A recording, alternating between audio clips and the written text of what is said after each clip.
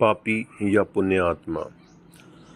जंगल में एक बूढ़ी माँ और उसकी पोती रहती थी। बूढ़ी माँ काफ़ी परोपकारी स्वभाव की थी। उस जंगल में भटकते हुए लोगों की मदद करना, उनको राह दिखाना, इन सब कर्मों में बूढ़ी माँ को बड़ा आनंद आता था। बूढ़ी माँ ने अपना पूरा जीवन अच्छे कर्म किए थे, यानी कि हम उस बूढ़ी माँ को एक पुण्यात्मा कह सकते हैं। दोस्तों, जहाँ अच्छाई है वहाँ बुराई भी होती है। इसी जंगल में 4 लुटेरे लूट मार करने के लिए भी आते थे। इस जंगल में गुजरने वाले लोगों को मारना और उनके सारे पैसे व गहने लूट लेना, यही उनका काम था। यह लुटेरे इतने निर्दयी थे कि किसी को भी मारने से पहले एक बार भी नहीं सोचते थे। एक दिन वो रोज की तरह लूटमार कर रहे थे। लूटमार करते करते शाम हो गई। बिजली की चमकार और बादलों की गड़गड़ाहट के साथ जोरों से बारिश होने लगी। वह चोरों लुटेरे जंगल में सहारे के लिए इधर उधर भागने लगे। अचानक उनको बूढ़ी माँ की कुटिया दिखी और वह उसकी कुटिया के पास पहुंच गए। चोरों लुटेरों ने तय किया कि जब तक बारिश हो रही है तब तक इस कुटिया में रहेंगे और बारिश बंद होते ही बूढ़ी को मारकर उसका सारा धन लूट लेंगे। उन्होंने झूठ बोलकर बूढ़ी माँ से मदद मांगी। उसी जंगल में रहने वाली बूढ़ी माँ ने भी इन लुटेरों के बारे में काफ़ी कुछ सुन रखा था। उन्हें एक नज़र में देखते ही बूढ़ी माँ ने उनको पहचान लिया। वह 4 थे और ताकतवर भी। बूढ़ी माँ कमज़ोर थी, इसीलिए बूढ़ी माँ ने उन्हें ना पहचानने का नाटक किया। बूढ़ी माँ को यह भी डर था कि उसके विरोध करने पर कहीं वह चारों उसे और उसकी पोती को हानि ना पहुँचाए। कुछ सोचने के बाद बूढ़ी माँ ने उनको रात के लिए सहारा दिया। फिर बूढ़ी माँ ने सबके लिए खाना बनाया।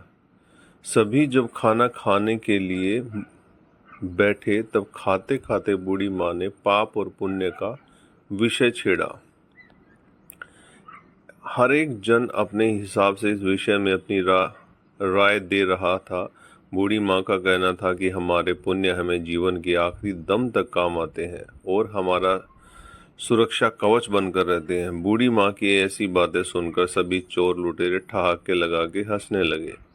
जाहिर सी बात थी कि चारों ही लुटेरे पुण्य की ऐसी बातों में विश्वास नहीं रखते थे, इसीलिए बेधड़क आप वाले काम किया करते थे। आखिरी में बूढ़ी माँ ने शर्त लगाई। वह बोली, बाहर बिजली गिर रही है, हर एक व्यक्ति उसके सामने के पेड़ को छू करके वापस कुटिया में वापस आएगा।